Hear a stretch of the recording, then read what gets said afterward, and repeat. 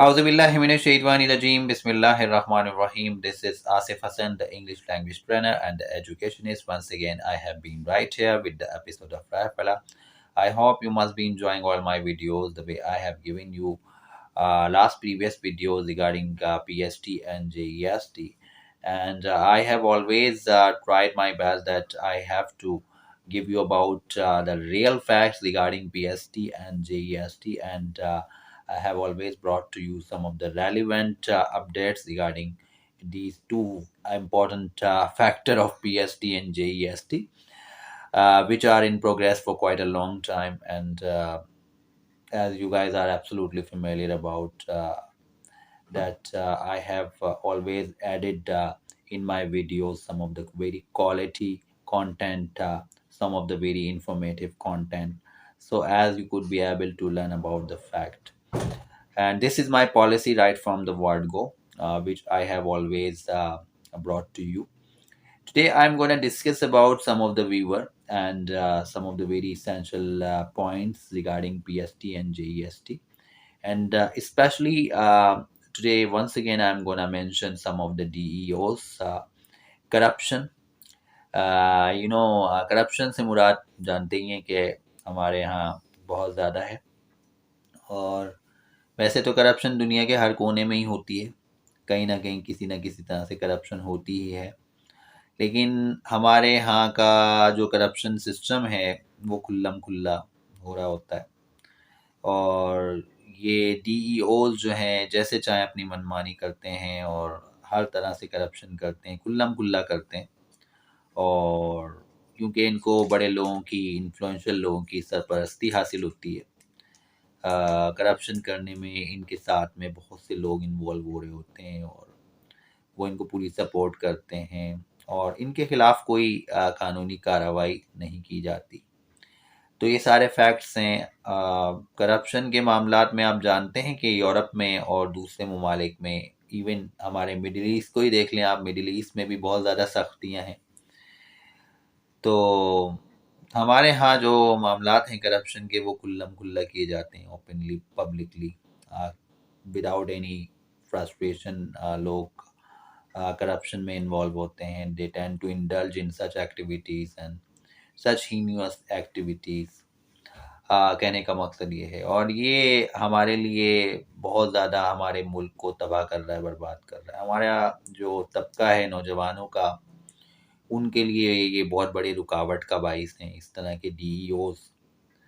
और अल्लाह ताला ऐसे जालिम डीईओज से हम सब की हिफाजत फरमाए। इस माह मुबारक में हमें दुआ गो होना चाहिए, ऐसे जालिमीन को अल्लाह गर्क फरमाए, तबाह फरमाए, बर्बाद फरमाए, जो लोगों के हुकूक पर डाका मार रहे हैं। और ऐसे लोगों के लिए बिल्कुल दुआ की जानी चाहिए, ताकि हमारे मासूम कैंडिडेट्स, हमारे जितने भी पीएसटी और जेईएसटी में अपेयर होने वाले कैंडिडेट्स हैं, उनके साथ उनको अल्लाह उनका हक दे।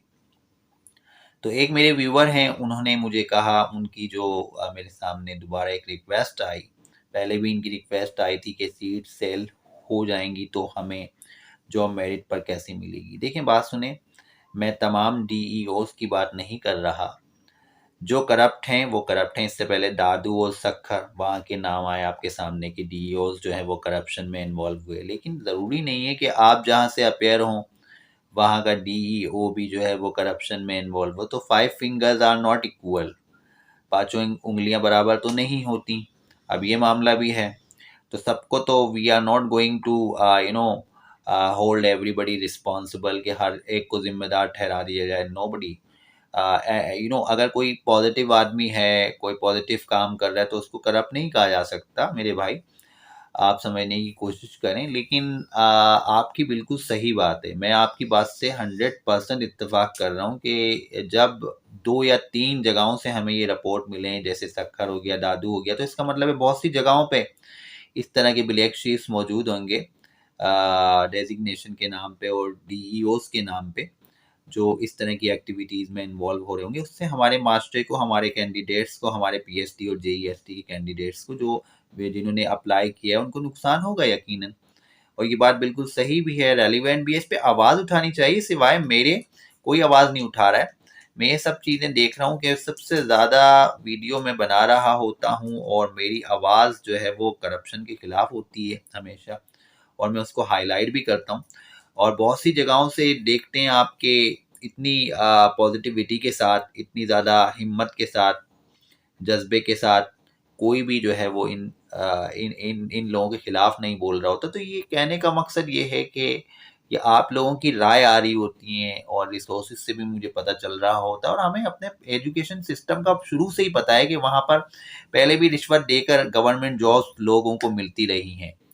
हर गली का बंदा, आपकी गली का बंदा भी जानता होगा, आप जिस गली में रहते होंगे वहाँ पे आपके हल्का अहबाब में लोग होंगे तो पूछेंगे। अगर आप तो आज से 15 साल पहले, 20 साल पहले, 25 साल पहले भी चले जाएंगे ना, तो भी हमारे सिस्टम में यही था कि रिश्वत देकर गवर्नमेंट जॉब ली जाती थी। अभी की बात तो है नहीं। पहली तो बात ये है। पहली तो बात मैं क्लियर बता दूं कि अभी का तो मामला ही नहीं है। पहले ही 20 साल 25 साल पहले जो है ना जॉब्स होती थी, जो गवर्नमेंट जॉब्स पे होती थी, बल्कि 30 साल पहले भी चले जाएं आप, अगर 30 बल्कि 35 भी चले जाएं, 35 साल पहले भी चले जाएं, तो भी रिश्वत पे ही। 35 साल तो चलें छोड़ें, 20 या 25 साल पहले तो 100% मैं आपको श्योरिटी के साथ कह सकता हूँ, मेरे सामने हुए हैं। मेरे सामने ऐसे केसेस हुए हैं। जब मैं स्कूल में पढ़ता था, जब मैं छोटा होता था, स्कूल में पढ़ता था, उस वक्त मैं सुनता था कि फला आंटी हैं गली में, उन्होंने इतने पैसे दिए रिश्वत के और गवर्नमेंट जॉब उनको मिल गई। फला अंकल हैं, हम जो है वो 6 7 8 में, 8 9 का बच्चा काफ़ी समझदार होता है। जब मैं आज से तकरीबन बहुत अरसे पहले जब मैं स्टूडेंट हुआ करता था, तो मैं ये खबरें सुना करता था कि फला अंकल हैं, उनकी जो है वो इतने पैसे रिश्वत देकर उनकी जॉब हो गई। ये यानी खिलाना पिलाना तो शुरू से ही चलता रहा है। 20-25 साल पहले की कहानी है, 25-30 साल पहले चले जाएं, उससे पहले भी ये सारे मामला चलते हैं। तो यहाँ पे मेरिट कौन सी है, कौन सी मेरिट की आप बात कर रहे हैं? कोई मेरिट वेरिट नहीं है, बिल्कुल मेरिट नहीं है, नो डाउट। लेकिन ऐसा भी नहीं है कि सारे के सारे करप्ट हो। ऐसा भी है, ऐसी भी पॉसिबिलिटी है कि आपका मेरिट पे होता भी है। बहुत से ऐसे लकी लोग हैं जिनका बगैर रिश्वत के हो जाता है, बगैर किसी, लक है ना, नसीब है। कहीं पे अच्छे लोग बैठे हुए हैं, कहीं पे जालिम बैठे हुए हैं, कहीं पे काली शीप्स हैं, कहीं भेड़े हैं, जालिमीन हैं। वो नहीं करते, वो चाहते हैं अपनी जेबों को भरें नोटों से, क्योंकि उनको कबर भरनी है नोटों से अपनी। और नोटों से कबर भर लेंगे वो, जितनी भर जाएगी उनकी, उसके बाद फिर क्या होगा देखो। दुनिया में भी छोड़ के जाएंगे तो उनकी औलादें उनके काम नहीं आएंगी। तो ये दुनिया मकाफाते अमल है। आप बेफिक्र हो जाएं। जो अपने औलादों को हराम खिलाएंगे अपने हराम के पैसे से, वो कभी पनप नहीं सकते, और मरने के बाद भी जो है वो जिंदगी जो है ना वो कब्र से हशर तक बहुत तवील है। जिंदगी है ना वो भी एक अलग सी जिंदगी है कब्र से हशर की। तो आप समझ जाएं कि कब्र से हशर के मामलात भी बड़े तवील हैं। ये तो दुनिया में हम मौजूद हैं, ये तो बेकार की सी जगह है। बेकार की सी जगह यानी यहाँ पे हर चीज़ आपको जो है ना, हर दो दिन आपको एफर्ट करनी है, और वक्त गुजर रहा है, वक्त गुजर रहा है, एफर्ट करनी है। आपका वक्त आगे जा रहा है। तो कहने का मकसद ये है कि ये कौन सी जन्नत, ये कोई जन्नत थोड़ी है दुनिया। ये तो एक आर्जी मकाम है जिधर आप स्टे कर रहे हैं, और वो स्टे करके आपको इस दुनिया से लौट जाना है। तो इन डीईओस को भी पता होना चाहिए कि इनको भी लौटना है, और ये जो हरकत कर रहे हैं, हरकत व सकनात, उससे आपको मौका मिल रहा है कि आप लोग इनके बारे में इंडिकेशंस दे रहे हैं, अपने व्यूज़ दे रहे हैं, अपनी बातें मुझे बता रहे हैं, और मैं फिर आपको इस वीडियो के ज़रिए बता रहा हूँ सारी चीज़ें। तो हमारे आपस में एक दूसरे, हमारा कोऑर्डिनेशन है। मेरा आपके साथ एक बहुत अच्छा कोऑर्डिनेशन है, मेरे व्यूवर्स जितने भी हैं सबके साथ मेरा अच्छा कोऑर्डिनेशन है। तो उससे हमें जो है वो एक दूसरे की राय का ख्याल रखते हुए बात करके बड़ा अच्छा एक फ़ायदा मिलता है, ये कि हमें इन जालिमों के खिलाफ बोलने का मौका मिल जाता है। ऐसे जालिमों के खिलाफ बोलना भी जो है वो अल्लाह की नज़र में बहुत अच्छा है, और आप खुल के बोला करें, क्योंकि जो भी आप बात कहते हैं उसमें मैं उससे बिल्कुल मुतमईन हूँ। लेकिन ऐसा नहीं है, कुछ जगहों पे अच्छे लोग भी बैठे हुए हैं, शायद वो आपको फेवर कर जाएं, तो उसमें आप डिसअपॉइंटेड ना हो। जिन इलाकों में जैसे सक्खर हो गया, दादू हो गया, 2 इलाके थे, उसके बारे में मैंने मेंशन किया। और जब और मज़ीद जो न्यूज़ आएंगे आने वाले दिनों में, इंशाल्लाह मैं मज़ीद भी जो है वो करप्ट डीईओस के बारे में आपको बताऊंगा ज़रूर। क्योंकि अकबर लगारी साहब खुद ही जो है वो ये बात कह रहे हैं कि ये जो है वो लिस्ट छुपा रहे हैं, कभी कुछ कर रहे हैं, कभी कुछ कर रहे हैं, कभी जोश बेचने की चीज़ों में ये करप्शन में इन्वॉल्व हो रहे हैं ना। ये सब चीज़ें आ रही हैं सामने, रिपोर्टिंग्स के ज़रिए हमारी जितनी भी टीम्स हैं लगी हुई हैं हर तरह से। कि जो है वो ये मामला आते हैं। अच्छा, इसके अलावा बहुत से मेरे व्यूवर्स हैं, उनमें कुछ लोगों ने मुझे बोला कि सरदार शाह साहब का नंबर मिल जाएगा और सेक्रेटरी साहब का नंबर मिल जाएगा। तो अब ये नंबर देखें, सेक्रेटरी साहब का और सरदार शाह के नंबर का जहाँ तक ताल्लुक है, तो पहली तो बात ये है कि ये सब फजूल की चीज़ें हैं। नंबर किसी को अगर मिल गया और किसी ने कॉल कर लिया सरदार शाह को, लास्ट टाइम राउंड भी आपको पता है कि एक कॉल कर ली थी किसी ने और उनकी बात भी हुई थी और वो वायरल भी बहुत हुई थी वीडियो। तो ये तो देखा जाए तो नंबर मिलना इतने फारिग तो लाजमियत है, वज़ीर तालीम साहब हैं वो, इतना टाइम तो उनके पास है नहीं। दूसरा ये कि उन लोगों का पता भी नहीं होता कि अब किस मीटिंग में मौजूद हैं, किस जगह मौजूद है, आगे क्या करना है, क्या उनकी रोज़ाना की एक्टिविटीज़ हैं, उस बारे में तो यकीनन उसमें तो हमें इतना तो पता होता है कि आज कहाँ पे उनकी मीटिंग है, आज कौन से जो है वो एजुकेशन डिपार्टमेंट में वो जाएंगे या यूनिवर्सिटी में जाएंगे या किसी कॉलेज में जाएंगे, या कहने का मकसद है कहाँ कहाँ उनकी मीटिंग्स जो है वो मुकर्ररा वक्त पे जो है वो हैं। वो सब चीज़ें तो चलें पता भी होती भी हैं, लेकिन ये जो कांटेक्ट की बात है तो कांटेक्ट नंबर तो लाजमी आते इतनी आसानी से जो है वो मिलता नहीं है। लेकिन जिनके पास होता भी है तो वो भी अगर कभी कोई वीडियो आपके सामने आ भी जाती है तो वो यकीनन बहुत ही ज़्यादा कोई करीब का बंदा होता है, उनका साथी होता है, तो वो ये करता है कि अभी सरदार शाह सब बैठे हैं, तुम कॉल कर लो, अभी वो तुम्हारे फ़ोन उठा लेंगे और ये हो जाएगा वो हो जाएगा। वैसे तो अब वो होशियार हो गए हैं उस वीडियो के बाद। पहली बात है कि आपके कॉल नहीं उठाएंगे वो, तो बराए मेहरबानी आप यही समझ लें कि अब वो बहुत समझदार हो गए हैं कि एक वीडियो याद है आपको कि किसी ने कॉल उठा ली थी किसी की उन्होंने, तो उनको बहुत कुछ जो है उनको समझाना पड़ा था।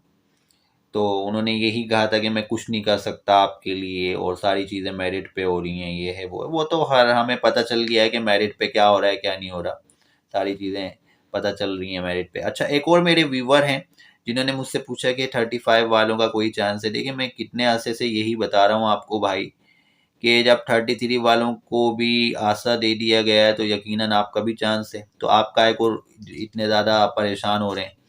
जो भी हैं व्यूवर हैं, मेल हो सकती हैं फीमेल हो सकती हैं, तो ये कमेंट आया हुआ था मेरे पास तो मैंने कहा इस पे मैं बात करूं और आपको बताऊं। तो लिहाजा आप फिक्र ना करें, देखें 33 वालों को भी पास कर रहे हैं। सरदार शाह साहब की बादशाहत है, उनकी बादशाहत में तो बड़े बड़े जो फ़कीर होते हैं वो भी बादशाह बन जाते हैं। तो इतने बड़े बादशाह आदमी हैं वो कि देखिएगा आप भी बादशाह बन जाएंगे। और कहने का मकसद ये है कि बादशाह बनने से मुराद 33 वालों को जब पास कर दिया जाएगा फिर बाद में ये बोल दिया जाएगा नहीं नहीं जो है वो 50 से ऊपर होने चाहिए मार्क्स, कभी कुछ बोल दिया जाएगा कभी कुछ बोल दिया जाएगा। तो सारी चीज़ें ऊपर नीचे होती रहती हैं, ये सिंध गवर्नमेंट है। और दूसरा ये कि यहाँ पे वक्त के साथ साथ जो है वो उनके काम करने के तरीके, और आज वो कुछ कह रहे हैं कल कुछ कह रहे हैं, तो वो तो आपको पता है उनके स्टेटमेंट चेंज होते रहते हैं। लेकिन हाँ, बहरहाल आपके सामने ही है कि 33 वालों को भी जो है वो जब अहमियत दी जा रही है, तो आपके तो 35 हैं भाई। तो अगर इसमें 10-15 या 20-25 नंबर और ऐड कर दें वो उनके लिए तो कुछ भी मसला नहीं है। 20 नंबर भी ऐड कर दें तो ये तो बन जाएंगे 55 नंबर बन जाएंगे, आपका काम बन गया। लेकिन वो क्यों करेंगे, वो यकीनन उन लोगों के कर रहे होते हैं जो है वो जो खास हम खास होते हैं उनके, और उनके ख़ास चेले होते हैं या उनके बहुत ही ज़्यादा करीबी होते हैं। तो ये भी हो रहा होता है। हमारा मुल्क पाकिस्तान की यही क्वालिटी है कि यहाँ पर जैसे चाहें आप अपना अपॉइंटमेंट ऑर्डर ले लें। अगर आपके पास बहुत ज़्यादा पैसा है तो ख़रीद भी लेते हैं जॉब लोग। लोगों को तो आपको पता है कि जॉब्स ख़रीदने के उनको टैक्सेस आते हैं कैसे। मैंने बताया ना कि 20 साल पहले भी यही मामला थे, अभी भी यही है। 25 साल पहले चले जाएं, उस वक्त भी रिश्वत दी जाती थी। कौन सा सिस्टम है इधर, कोई सिस्टम नहीं है इधर। तो मेरिट पे जॉब होती भी है तो बस वो जिनका नसीब है हो गई, नहीं हुई नहीं हुई, रिश्वत दे के ले लो। तो ये सारे मामला थे। 50,000 जॉब्स क्यों रखी हैं, 50,000 जॉब्स यूं ही रखी है ना कि भाई इसी तरह से उनको फिल करना है। फिल कैसे करना है, पैसे लेके करना है। और कुछ जगहों पे ये दिखावा करना है कि नहीं हमने पैसे नहीं दिए, मेरिट पे अपॉइंट हुए हैं। तो लोग जिनके, अच्छा मेरे पास कुछ मेरे जानने वाले हैं, मैं आपको उनके बारे में बताऊं।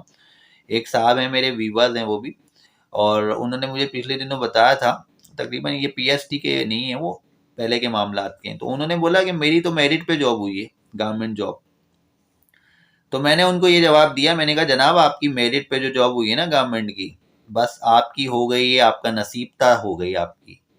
लेकिन अगर आपकी नहीं होती तो आप ही रोते हुए आते कि मेरी नहीं हुई, दूसरों ने तो रिश्वत देकर जॉब ले ली। और जिन साहब की जॉब हुई थी उसी डिपार्टमेंट के कुछ लोगों ने बताया कि हमने यही जॉब रिश्वत देकर ली है। तो ये सब चीज़ें हैं हमारे यहाँ। ये ऐसा डिपार्टमेंट नहीं है कि यहाँ पे मेरिट पे जॉब होती हो, यहाँ पे रिश्वत पे भी होती है, मेरिट पे भी होती है। लक की बात है, उन साहब का हो गया था। तो अब ये तो लक की बात है ना, आपके लक के ऊपर डिपेंड करता है कि आपका लक कैसा है। अच्छा लक चल रहा है, आपकी हो जाएगी जॉब। तो ये सब चीज़ें हैं। तो मैंने कहा कि मैं आपको बता दूं भाई ये मामला है, और ये सारे मामलात हमारे लाइफ से जुड़े हुए हैं। तो लिहाजा मेरी कोशिश रहती है कि मैं जो भी वीडियो बनाऊं उसमें आपको बिल्कुल जो परफेक्ट बात होती है वो बता दूं, और कोई भी ऐसी बात ना हो जिससे आपकी दिल आज़ारी हो और जिससे आपको कोई तकलीफ हो। देखिए जो रियलिटी है वो बताना मेरा फ़र्ज़ बनता है, जो मैं देख रहा होता हूँ, जो मैं सुन रहा होता हूँ, जो मेरे रिसोर्सेज मुझ तक बातें पहुँचा रहे होते हैं, वो मैं आप तक ट्रांसफ्यूज़ करता हूँ, आपके इल्म में लाता हूँ। I want to bring into your notice. ये सारे मामला हैं। बस आपसे दुआओं की दरख्वास्त है कि मुझे अल्लाह ताला हिम्मत, सेहत, कामयाबी अता फ़रमाए, आप लोगों के लिए आवाज़ उठाता रहूँ, और कोशिश करता रहूँ कि ऐसे जितने भी सफ़ाक लोग हैं जो करप्शन कर रहे हैं एजुकेशन में, उनके खिलाफ आवाज़ उठाई जाए और कोशिश की जाए ऐसे लोगों को बेनकाब करने की। क्योंकि ये हमारा राइट बनता है, ये हमारा हक बनता है कि हम आवाज़ उठाएं अपने जितने भी साथी हैं उनके लिए, एक दूसरे के लिए। तो इसके साथ ही आज की वीडियो मैं यहीं पे कंक्लूड करना चाहूँगा। नेक्स्ट वीडियो में एक बार फिर आपकी खिदमत में हाजिर हूँगा। तब तक के लिए मुझे इजाज़त दीजिएगा। अल्लाह ने के बाद।